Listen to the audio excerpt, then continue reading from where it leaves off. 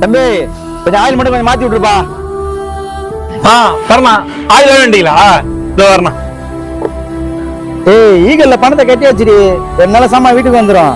நீ கவலைப்படாத எதுக்கும். இது நல்லா இல்லப்பா. நல்லா இல்ல, நல்லா தானே இருக்குது. சரிப்பா சரிப்பா. ஏய், என் மச்சின்சி கல்யாணத்துக்கு 2 லட்ச ரூபா செய்யணும், ஒரு பெரிய விஷயம் மாடி. இன்னுமே எனக்கு செய்யணும்னு தோணுதுடியே. பையன் மாதிரி அண்ணா எப்படி இருக்கிறப்பா? நான் நல்லாதான் இருக்கிறேன். நீ எப்படி இருக்கிறா? என்னப்பா இது பேசுறேன்? கல்யாணம் பண்ணினோட மாமியார் வீட்டுக்கு போகணும், அதான் விட்டு போயிட்டு பார்த்து பார்த்து செய்யக்கூடாதுப்பா. மாசம் மாசம் நானே சோத்துக்கு சிங்காச்சு இருக்கிறேன். ரோட்ல அசிங்க பத்திரியா, மரியாதை போயிடு.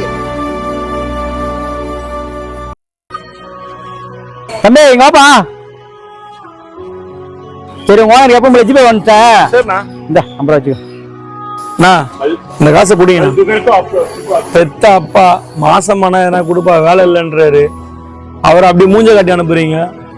மச்சின்சிக்கு 2 லட்ச ரூபாயில பொருள் ஈகல்ல கட்டு வரேன்றீங்க.